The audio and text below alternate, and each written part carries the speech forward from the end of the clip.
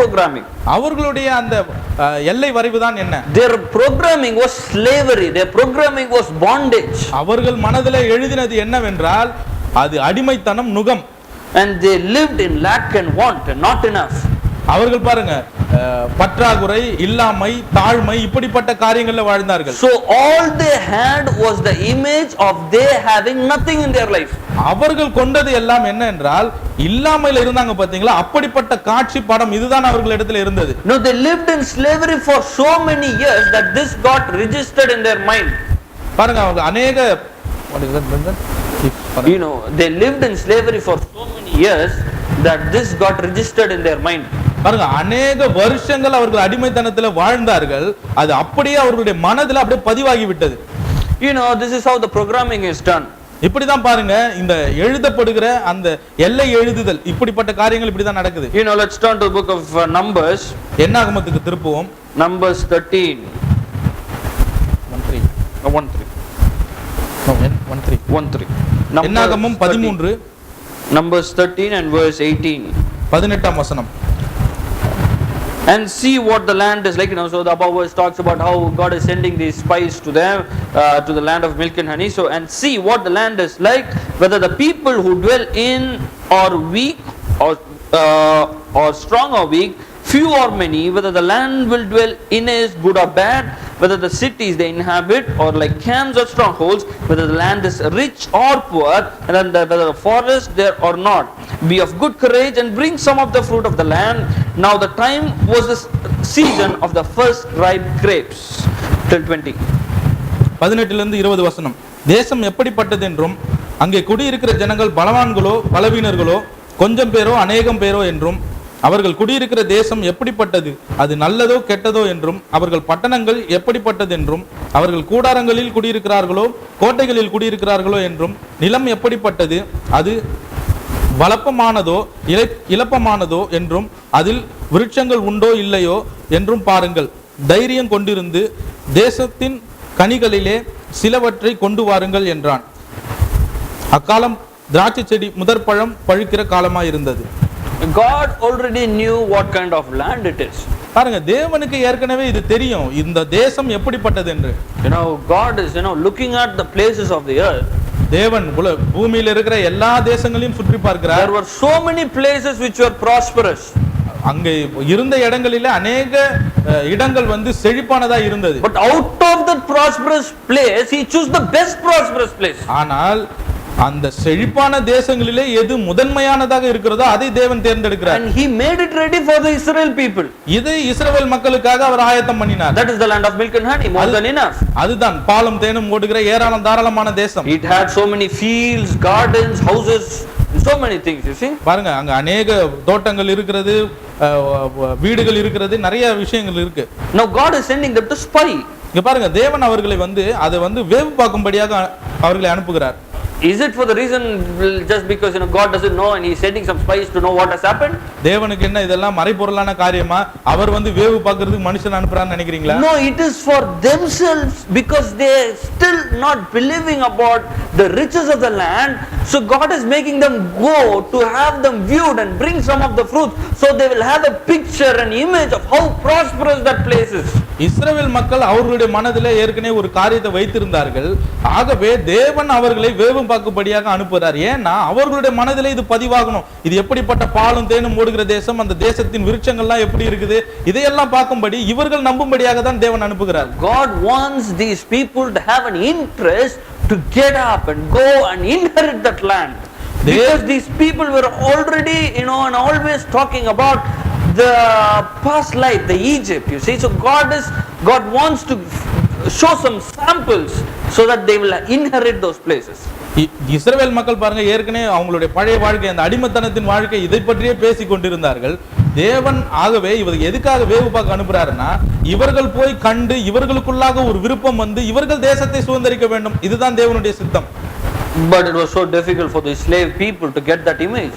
ஆனால் இப்படிப்பட்ட ஒரு காட்சியை இந்த அடிமைத்தனத்திலிருந்து வந்த மக்களுக்கு ஏற்றுக்கொள்ள முடியவில்லை. Just see verse 27. 27ஆம் வசனத்தை பாருங்கள். Then they told them and said, we went to the land where you sent us. It truly flows with milk and honey, and this is is its fruit. 28. Nevertheless, the people who dwell in the land are strong, the cities are fortified and very large. Moreover, we saw the descendants. So, and it just states all the descendants. 27 அவர்கள் மோசேயை நோக்கி, நீர் எங்களை அனுப்பின தேசத்துக்கு நாங்கள் போய் வந்தோம், அது பாலும் தேனும் ஓடுகிற தேசம்தான், இது அதனுடைய கனி.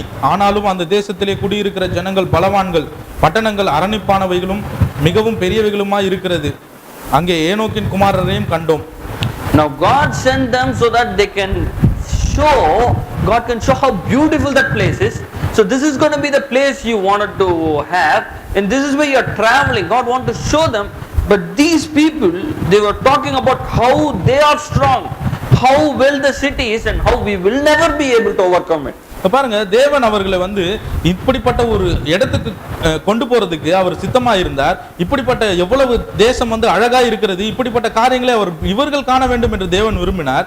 ஆனா வேவு பார்த்துட்டு வந்தவங்க பாருங்க, பின்பதாக சொல்றாங்க, தேசத்துல எப்படி பலவான்கள் இருக்கிறார்கள், இவர்களை விட அவர்கள் எப்படி வல்லவர்களாக இருந்தார்கள், பட்டணம் எப்படி அரணிப்பானதா இருந்தது, பெருசா இருந்தது, இப்படி சொல்லி எப்படி இவர்களால் அதை மேற்கொள்ள முடியாது, அதையே பேசுறாங்க. 31. But the men who has gone up with him said, we are not able to go up against the people, for they are stronger than we.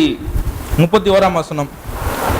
அவனோட கூட போய் வந்த மனிதரோ, நாம் போய் அந்த ஜனங்களோட எதிர்க்க நம்மாலே கூடாது, அவர்கள் நம்மை பார்க்கிலும் பலவான்கள் என்றார்கள். He says we cannot take that land. இந்த தேசத்தை நம்மால சுதந்தரிக்கவே முடியாதுன்னு சொல்றாங்க. God is saying, I have prepared the land of milk and honey for you.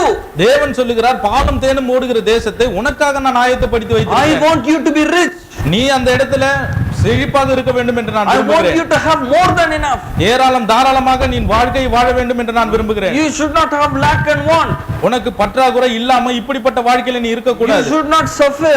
நீ அந்த இடத்துல பாதிக்கப்படக்கூடாது. You are a slave already. நீ ஏற்கனவே அந்த இடத்துல அடிமையாக இருந்தாய். But I am making you rich. ஆனால் நான் உன்னை ஐஸ்வர்யவானாக்குகிறேன். I brought you out of slavery. நான் உன்னை அடிமைத்தனத்திலிருந்து விடுதலை செய்து வந்தேன். I am providing all your needs. நான் உனக்கு எல்லாவற்றையும் தேவைகளை சந்திக்கிறேன். I am taking you to the land of milk and honey. நான் உன்னை பாலும் தேனும் ஓடுகிற தேசத்துக்கு கொண்டு போகிறேன். All these people have to do is just go. ஆனால் மக்கள் செய்ய வேண்டிய காரியம் எல்லாம் ஒன்றே ஒன்றுதான், அத போக வேண்டியதுதான். God is saying go and he needs to go. தேவன் அவர்களுக்கு சொல்லிட்டாரு போன்னு, இவங்க போகணும், அவ்வளவுதான் விஷயம். But these people are saying we will never be able to go. ஆனா பாருங்க, இந்த மக்கள் என்ன சொல்றாங்க, நம்மளால நிச்சயமா அந்த இடத்துக்கு போகவே முடியாது. Because they are stronger, not we. ஏன் அப்படினாக்கா அவர்கள் பலவான்களா இருக்கிறார்கள், நம்ம கிடையாது. But let me show you verse 30. 30ஆம் வசனத்தை நான் உங்களுக்கு காண்பிக்கிறேன். Then Caleb quieted the people before Moses and said, let us go up at once and take possession, for we are well able to overcome it. 30ஆம் வசனம். அப்பொழுது காலேபு மோசேக்கு முன்பாக ஜனங்களை அமர்த்தி, நாம் உடனே போய் அந்த தேசத்தை சுதந்தரித்துக் கொள்வோம், நாம் அதை எளிதாய் ஜெயித்துக் கொள்வோம் என்றான். Caleb and Joshua and Caleb had a different attitude about this. பாருங்க, காலேபு யோசுவா இவர்களுக்கு வித்தியாசமான மூளை இருந்தது. They said we will be able to overcome it. அவங்க என்ன சொல்றாங்க பாருங்க, எளிதாய் ஜெயித்துக் கொள்ளலாம்னு. Even these people had the same experience. பாருங்க, இந்த மக்களுக்கும் அந்த அடிமைத்தன அந்த வாழ்க்கை இருந்ததுதான். They were in the same slavery where these other people were. மற்ற மக்கள் இருந்தாங்க பாத்தீங்களா, அதே இடத்துல தான் இவர்களும் அடிமைகளாக இருந்தார்கள். But there is some change which has happened in the mind. ஆனா இவர்கள் மனதில ஒரு மாற்றம் உண்டாயிருந்தது. Others are saying we cannot take it. மற்றவர்கள் என்ன சொல்றாங்க, நம்மால இதை எடுக்கவே முடியாது. See, they sent 12 spies. 12 பேரை அவர்கள் வேவு பார்க்க அனுப்புறாங்க. 10 people said you cannot take it. 10 பேர் சொல்றாங்க நம்மளால அதை மேற்கொள்ள முடியாது. Joshua and Caleb is saying we will take it. யோசுவா காலேபு இவர்கள் 2 பேர் என்ன சொல்றாங்க, எளிதாய் நாம் மேற்கொள்ளலாம்னு. 10 people are saying we will never be able to overcome it, we are weak. 10 பேர் சொல்றாங்க நம்மால அதை மேற்கொள்ளவே முடியாது, நம்ம ரொம்ப பலவீனர்களா இருக்கிறோம். These 2 people are saying we will be overcoming it, we are stronger. ஆனா இந்த 2 மக்கள் சொல்றாங்க நம்மளால அதை மேற்கொள்ள முடியும், நம்ம பலமா இருக்கிறோம்னு. You know, the reason is the mind has been changed. இதுக்கு காரணம் என்னன்னு பாத்தீங்கன்னா, மனம் அந்த இடத்துல புதிதாகி இருக்கிறது. You know, we 33 there we saw the giants, the descendant of Anak came from the giants, and we were like grasshoppers in our own sight, and so we were in their sight. 33ஆம் வசனம். அங்கே ராட்சத பிறவியான ஏனோக்கின் குமாரராகிய ராட்சதரையும் கண்டோம், நாங்கள் எங்கள் பார்வைக்கு வெட்டுக்கிளிகளைப் போல் இருந்தோம், அவர்கள் பார்வைக்கும் அப்படியே இருந்தோம் என்று சொல்லி. Very great extreme, you see. பாருங்க, பைத்தியம் அப்படி முத்தி போச்சு, உச்சகட்டத்துக்கு போயிட்டாங்க. They are saying that they are grasshoppers in their sight and as well as in for their own sight. நீ பாருங்க, அவங்க சொல்றது, நாங்கள் எங்கள் பார்வைக்கு வெட்டி கிளிகளை போல் இருந்தோம், அவர்கள் பார்வைக்கும் அப்படியே இருந்தோம்னு சொல்றாங்க. So very bad. The situation has gone very bad. பாருங்க, சூழ்நிலை ரொம்ப மோசமா போயிட்டு இருக்கு. Now the reason for all these things are from the mind. இதுக்கு பின்னாடி இருக்கக்கூடிய காரியம் எல்லாம் என்னன்னு சொன்னீங்களா? மனம். இதுதான். Now we see that in Numbers 13 that Israel people failed, and the 10 people who said we will never be able to go, they failed and they were never able to go, and they all died in the wilderness. என்னாகமம் 30ல பாத்தீங்கன்னா அதுல சொல்லப்பட்டிருக்கு. No. 13, God promised that, I'm going to take you to the land of milk and honey. Even though God showed all these fruits and about this wonderful place, still they were not able to go. In the next chapters, if you could see, they were a failure. இந்த இடத்துல பாருங்க 13ல சொல்லப்பட்டிருக்கிறது, தேவன் அவர்களுக்கு எல்லா விதமான இப்படிப்பட்ட காரியங்களை காண்பித்தார், அற்புதமான ஒரு இடம், இது எல்லாத்தையும் காண்பிக்கிறார். ஆனால் இப்படி தேவன் வாக்குத்தத்தம் பண்ணியும் அவர்களால அந்த இடத்துல போக முடியல, அவர்கள் தோற்று போனார்கள். Now Joshua and Caleb did not die. ஆனால் யோசுவா காலேப் இவர்கள் இருவரும் மரிக்கவில்லை. They spoke differently. அவர்கள் வித்தியாசமா பேசினாங்க. Well, let's now go to Joshua. இப்ப பாருங்க, யோசுவாவின் புத்தகத்துக்கு திருப்புவோம்.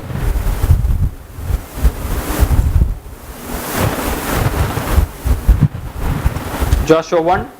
யோசுவா 1ஆம் அதிகாரம் 8. This book of the law shall not depart from your mouth, but you shall meditate in it day and night, and that you may observe to do according to all that is written in it, for then you will make your way prosperous, and then you will have good success.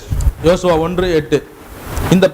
இந்த நியாயப்பிரமாண புஸ்தகம் உன் வாயை விட்டு பிரியாதிருப்பதாக, இதில் எழுதியிருக்கிறபடியெல்லாம் நீ செய்ய கவனமா இருக்கும்படி இரவும் பகலும் அதை தியானித்து கொண்டிருப்பாயாக. அப்பொழுது நீ உன் வழியை வாய்க்க பண்ணுவாய், அப்பொழுது புத்திமானாய் நடந்து கொள்வாய். This is what they missed. இதுதான் பாருங்க, அவர்கள் தவற விட்டார்கள். This is going to be talked about. This is what we are going to see today. இதை குறித்து தான் நாம் பார்க்க போகிறோம். They missed to meditate. அவர்கள் தியானிக்க மறந்தார்கள். Why did not enter the land of milk and honey?